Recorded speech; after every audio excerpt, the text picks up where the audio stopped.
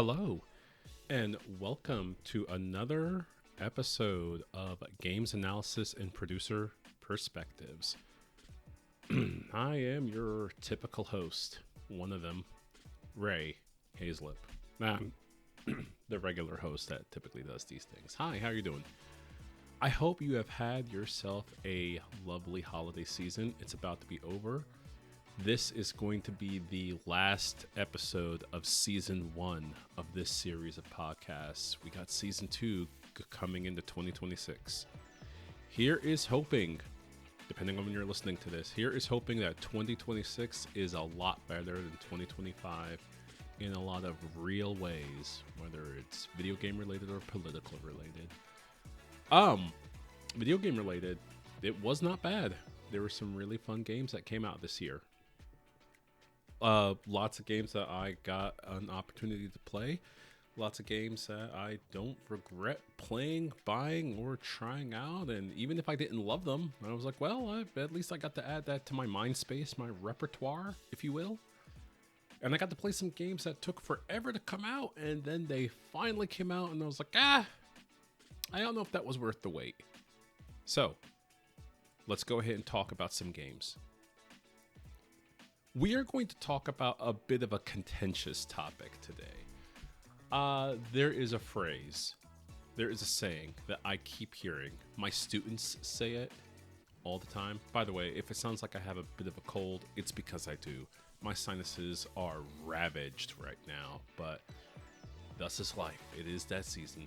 So anyways, my students say this all the time. I hear gaming press say it. I see it online whenever I'm browsing any sort of social media, which I don't even do that much anymore. So the fact I still run across this is weird. It's a quote attributed to Shigeru Miyamoto. It is, "A delayed game is eventually good, but a rushed game is forever bad." I remember seeing that quote. I saw that quote on a Facebook post many, many years ago. And here's the thing about that quote that gets attributed to Shigeru Miyamoto. He never said that. All right. That is one weird little bomb I'll drop on you. But first things first, let's go ahead and have an ad break. We're going to take an ad break right. Do you like drinking coffee? Of course you do. You're listening to this podcast. That's pretty much most people listening to this love drinking coffee. What you want to drink, though, is locally sourced and sustainable coffee. How about some coffee where every time you make a purchase of it, 5% of all of its sales go back to charities to go ahead preserve the great outdoors? How about a coffee that only works with local farmers?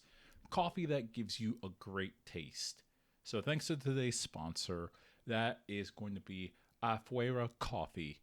You can go to afueracoffee.com and you can order some specially sourced, single-sourced actually, sourced from the Rainforest Alliance Farms in Central and South America, coffee beans, ground or whole beans, and get that delivered straight to your house. You want to use my promo code RHAZE, that's RHAZE, at afueracoffee.com. Order yourself some coffee, and they're going to give you 15% off just for using that promo code.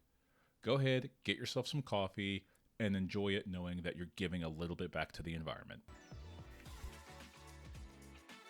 And we are absolutely back.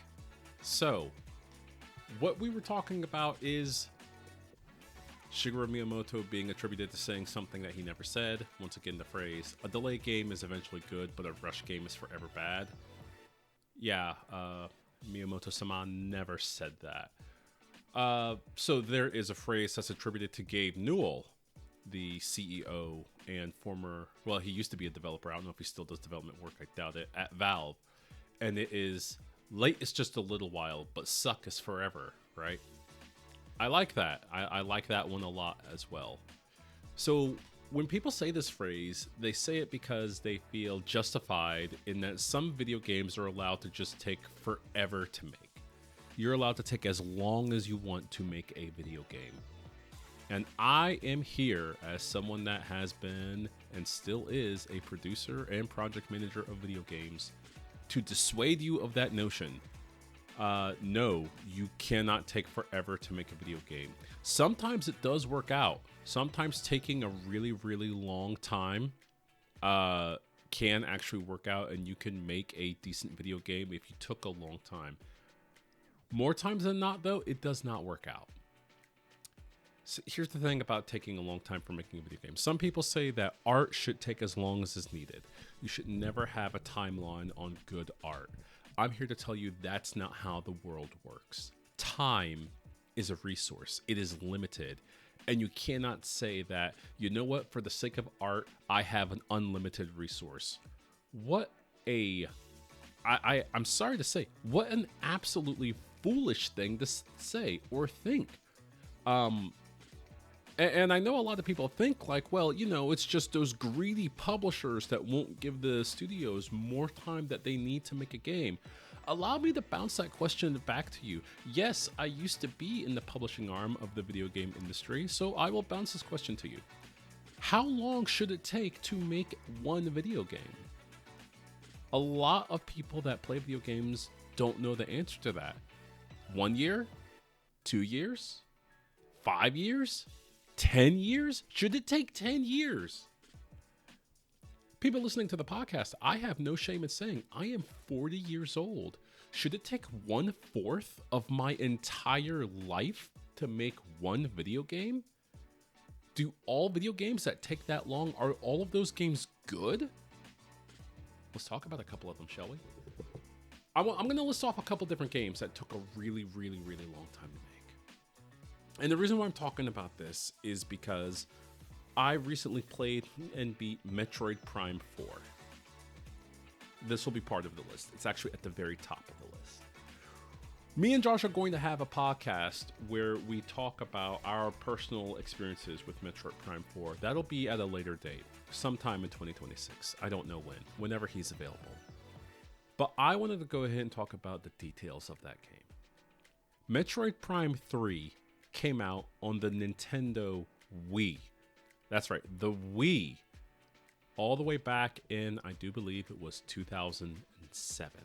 It was a long time. I actually borrowed Josh's copy for a little bit, and I played the first hour of it, and it was using a bunch of motion controls, and I think it was 2007 or something like that. Anyways, as I was playing it, I was like, you know what? I'm just not in the mood. I'm not in the mood for motion controls on my first-person shooter right now. Some people swear by Metroid Prime's first motion controls on the Nintendo Wii, and some people believe it controls way better than just moving the analog stick. And I guess I'm the weirdo. I just disagree. I just don't like. I think I was pretty much done with the Nintendo Wii waggle tech, waggling the controllers. I was pretty much done with it by late 2007, 2008. And bear in mind, I got a Nintendo Wii on day one, so I was there in 2005, 2006 when it launched. I was right there waiting up in the cold with Josh. So when I played Metroid Prime 3, I was like, you know what? I'll play this at a later date. I just don't want to play it right now. I eventually did play and beat Metroid Prime 3 back in 2018. I busted out my Nintendo Wii. I hooked it up to my TV inside my little condo, and I sat in front of my TV over the next several hours or a couple days, and I beat that game. Just to give you a little bit of a taste between the two games, there is 17 years between Metroid Prime 3 and Metroid Prime 4. 17 years. I think it's actually 18 now. That's a long time. That is a really long time. That is enough of a gap to join the military. That is enough of a gap to, I think, buy cigarettes in a lot of different states in the United States. That's enough of a gap to watch a child grow up and graduate and from high school. That's too long. That's a really long time. And of course, some people were clamoring like, I can't wait for the Metroid Prime series to continue. I played Metroid Prime 3. It kind of had a solid ending. It kind of ended the entire Prime thing. And Retro Studios, the Austin, Texas-based studios, second-party Nintendo studio that was making the game, they said, yeah, we're kind of done with the Prime series. This is going to be the last game, the last hurrah. And it was a great hurrah. So anyways, Prime 4 came out. Prime 4 was in development for, looking at my calendar, about 10 years. Just about. Apparently it was I was there. It was announced in 2017, and when it was announced, they had been working on it for about 2 years. Bandai Namco was working on it, and apparently the development of the game was going so poorly that Nintendo said, whatever you're making, we can't ship. So they switched development.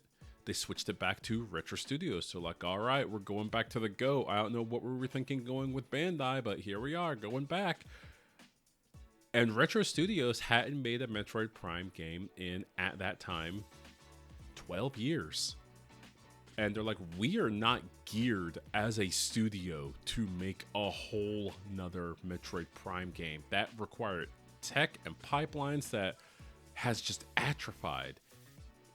What do you want us to do? We'll do it, but it'll take a long time. By the way, the development of Metroid Prime 4 at Retro took 5 years.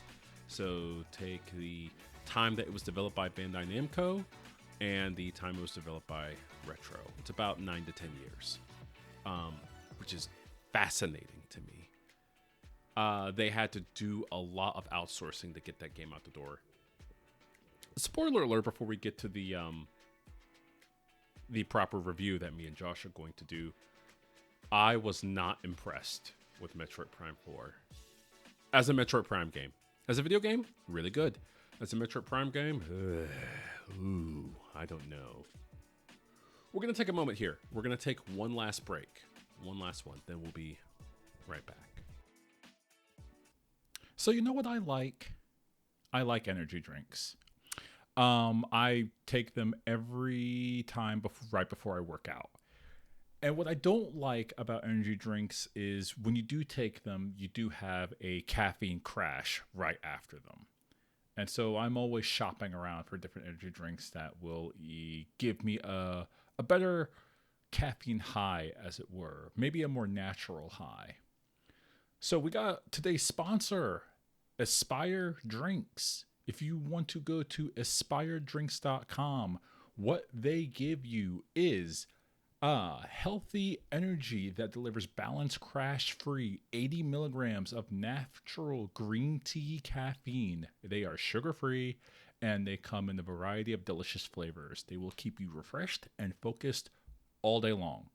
Now, as a new sponsor of this show, they are giving an exclusive discount when you are at the checkout. Enter the promo code RHAZE, and it's like Ray Hayes. Yeah, RHAZE at aspire.com when you order some energy drinks. You could just buy a pack for yourself or just make a subscription if you've already had them before. Once again, these are gluten-free, keto-friendly, soy-free, vegan, and kosher natural energy drinks. The discount is going to give you, the listener, a 20% discount. That's a heck of a deal. Go ahead and put that into, once again, aspiredrinks.com. That's RHAZE. You're already going to probably go buy some energy drinks. Why not buy a bulk? Buy some in bulk. Tell them Ray Hazlip sent you. All right? And we are back. So, was that game worth the wait? I have to say, after playing it myself, I'm not sure if that game was worth the wait. I'll be perfectly honest.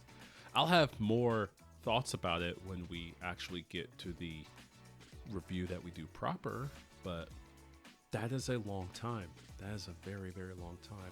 It was supposed to release originally for the Nintendo Wii, and it ended up releasing kind of as, we could say, a launch year title for the, not the Nintendo Wii, I'm sorry, the Nintendo Switch, the Switch 1.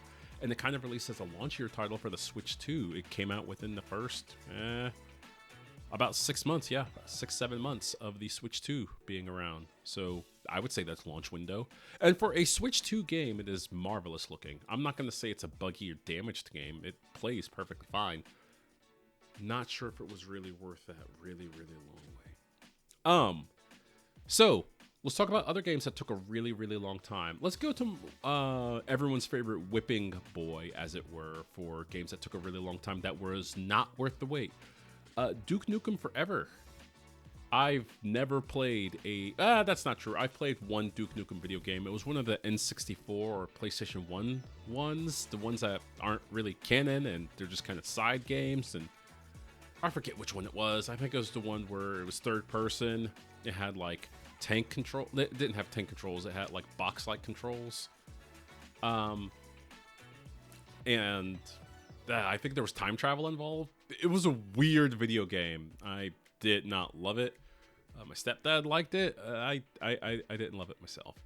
But Duke Nukem Forever, yeah, the part 3 of the Duke Nukem series, as it were.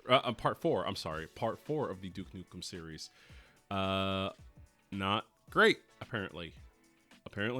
Yeah, not great at all. I haven't played it myself.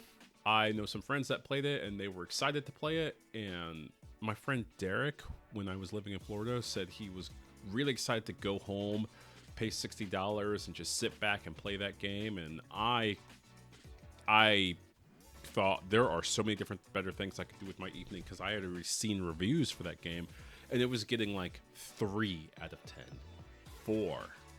I was hearing it was a broken mess. I was hearing that it was not really fun. I was hearing that you go through a large section of the game without even a gun in the first-person shooter for maybe like an hour. Maybe that's an exaggeration, but I hear it's that long. What happened to that game? Well, they kept switching engines.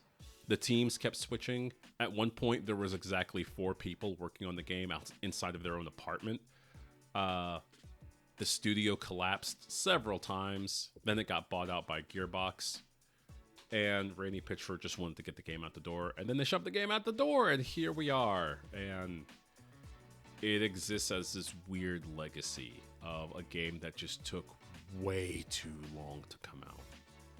15 years. 15 years. My gosh. Team Fortress 2. There's an example of a game that took a really long time to come out. Apparently, it was at development at Valve for 9 years.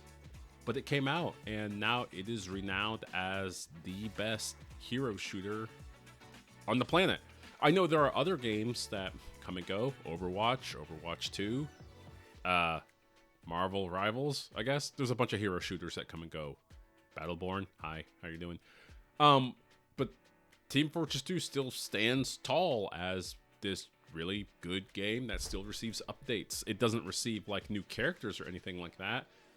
It doesn't need to. It just receives hats and buffs and nerfs and also different weapons that get added to the game.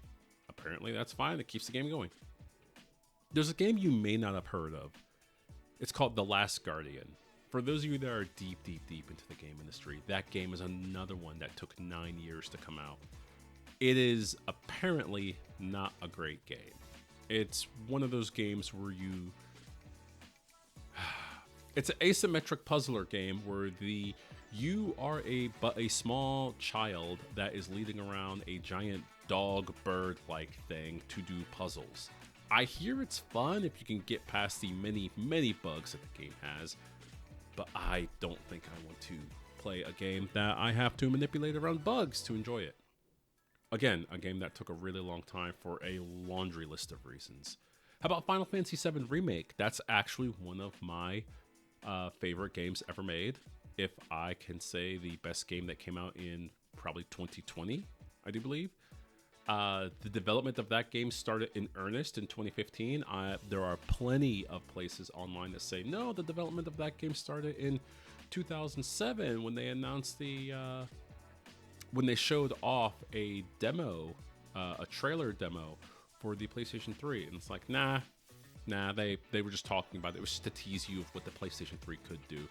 And then Final Fantasy VII Remake came out, and it was honestly one of the best games ever made. But that's not fair, because that actually had a decent development time. 5 years. Here is the needle drop. 5 years for a major AAA game that is based in 3D. is the typical amount of time it takes to make one of these games. That is the sweet spot. 5 years and it's a little too long. 4 years is even better. 3 years, that's a little quick, but if you have a really, really good project and everyone knows what they're doing and they're on top of it, you can get it done in 3 years. 5 years, though, that's normal. That's nominal. How about my personal favorite game to talk about? I teach lessons about this game in class, and I will continue to do so until it actually becomes a game. Star Citizen, that's right. Technically, the single-player mode, Squadron 42. That game has not come out yet. It was announced in 2012. The big, massive space game where you're supposed to be able to do anything in the verse. Me and my friend Alan, who is a backer, and I have no idea how much he spent on that game, and he's never told me, and I assume it was quite a bit. But he was one of the first backers for that game. He was one of the big supporters of that game. I have not. I have always been on the outside looking in. That game was announced a month or two before I graduated from college. I am long past graduated from college. I'm married. I have a house. I have a kid. I am in grad school. I will probably be out of grad school before this game comes out, and I might have my terminal degree, whether it's a doctorate or an MFA, before that game comes out. I've lived long life since 2012, and the game is nowhere to be released in sight. It might overtake Duke Nukem Forever. It might have already overtaken Duke Nukem Forever as one of the longest games in development. Supposedly, development on Star Citizen started in 2010. Supposedly. If we want to go ahead and be extremely charitable and fair, we could say 2011, but the announcement for that game was in 2012. So easily 13 to 14 years this game has been in development, specifically the single player mode, Squadron 42. It's not out yet. And there's no way when the game finally, we'll just say the single player element, there's no way the game, when it comes out, will justify having been worth a 14-year wait. Now, some people say that it's out right now, you can play it. Oh, really? It's out right now. Okay. Is it subject to reviews? No, it's not subject to reviews. It's still in testing. It's still in alpha. You can't review an alpha game. Why would you do that? Okay, so it's not out. No, it is out. You can go ahead and buy it. You could buy a ship. You only have to pay $40, and then you get the single player game. Okay, so I can leave a review on it if I don't like it. No, you can't do that. It's still in. You see what I'm doing here? That's what I like to call the Star Citizen cycle, the delusional cycle that people that like the game Star Citizen get themselves into. They say the game is out, so you should stop saying that it's in development. But if you try to say, like, okay, can it be subjected to, like, professional review scores? Can people leave reviews about it? The immediate answer is no, because it's not done. It's a very I want to have my cake and eat it too type of thing. Either release the game or stop saying the game is coming out. Well, I don't know which one is going to happen first. Maybe the game will come out one day. We'll see. I don't know. I played the Free Fly event of Star Citizen, and I was, this was back in 2021. I was very unimpressed because the game kept crashing at the character creator, and I said, okay, I'm going to go do something else with my life. A lot of people still try to get me to try to play it, and I say, no, there's actual finished games I'm going to play. Speaking of games that were finished, and I decided to play that instead of, I don't know, anything else. Kingdom Hearts 3. This had a development time of 7 years. I played this game the day it came out. It was not worth it. It's one of those games that you can play and tell, like, yeah, this game had a lot of delays put into it, and it seems like Disney took the reins and finally told them to release the game. There's a lot of issues with Kingdom Hearts 3 and a lot of issues with its development, probably because the main director of it, Nomura, Tetsuya Nomura, he was working on Kingdom Hearts 3 plus Final Fantasy 15 plus Final Fantasy 13 plus a bunch of other different games at the time, all at the same time. He was the director of 3 different projects. That sounds like it would drive me absolutely insane, and that's not a good way to make any sort of video game.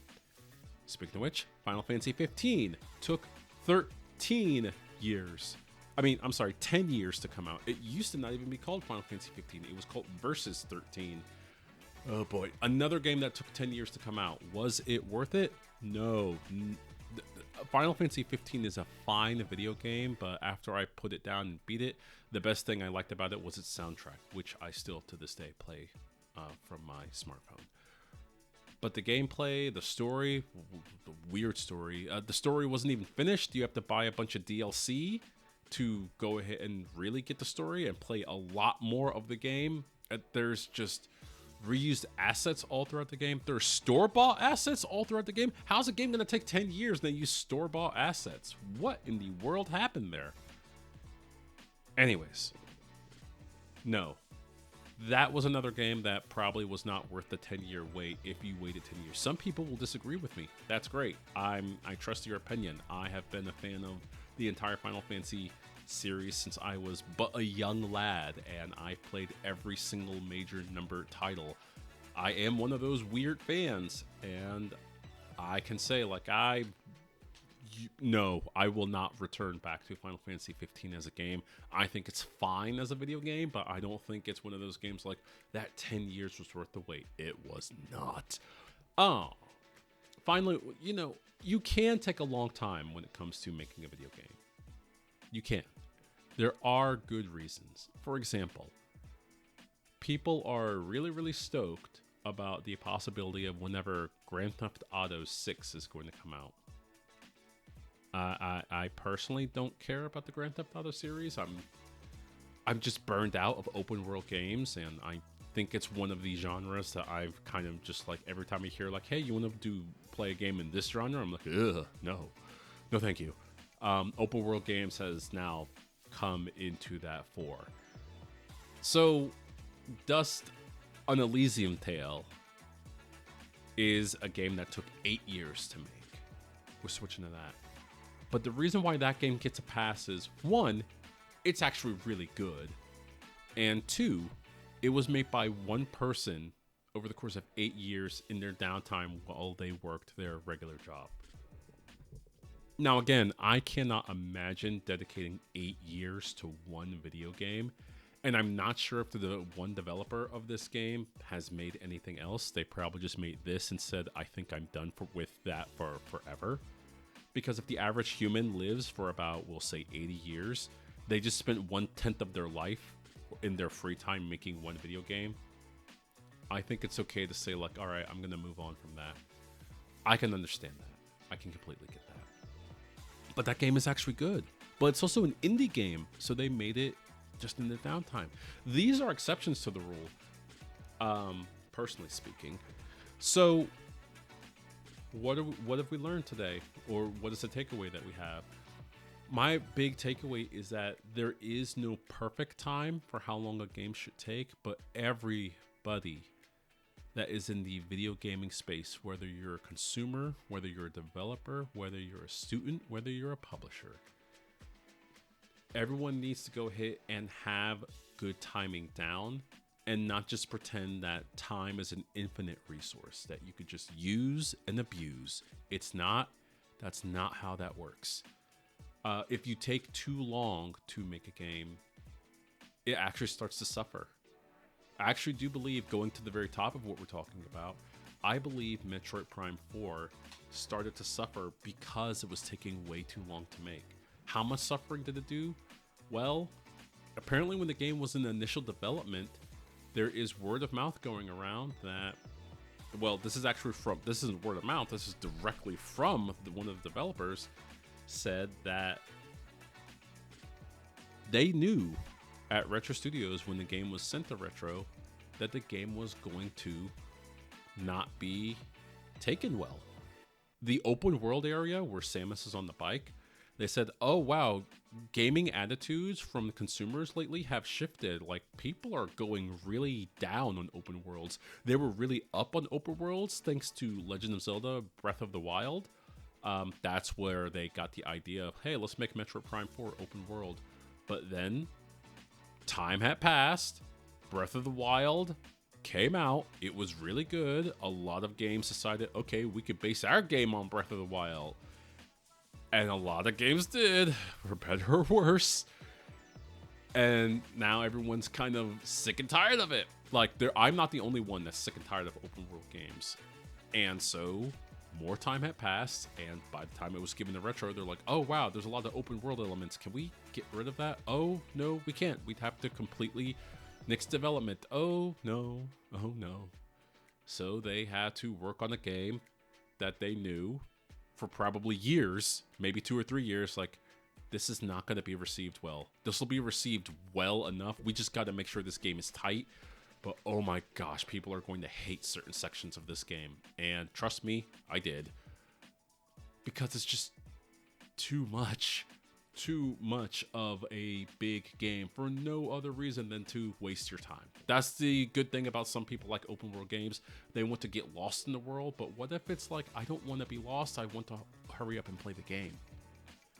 So that was an example of the game taking so long. It saw detriment because the attitudes and the tastes of the clients, of the gamers out there, had changed. That's the big takeaway. You don't know what people are going to be like when you finally release your game. Are you going to release something timeless? It's possible.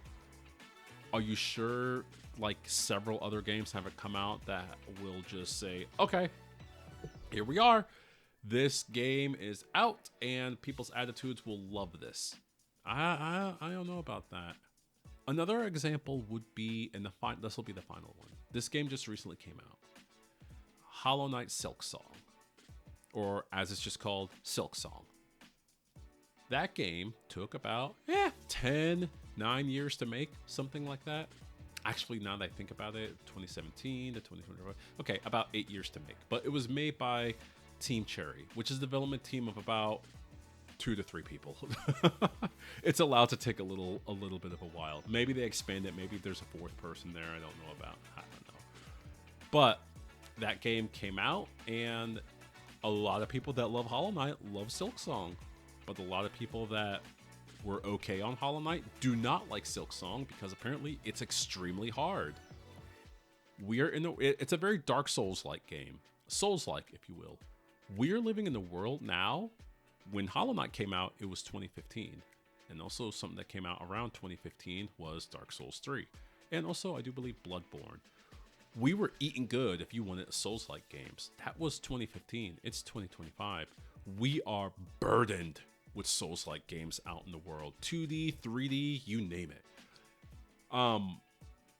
And we don't need more. And we don't need Souls-likes that are even more difficult than the last one. And apparently, Silk Song is extremely, much more difficult than Hollow Knight. And I just beat Hollow Knight a couple of weeks ago. And that was, I'm not ashamed to say, kind of a difficult game, especially your first time playing through.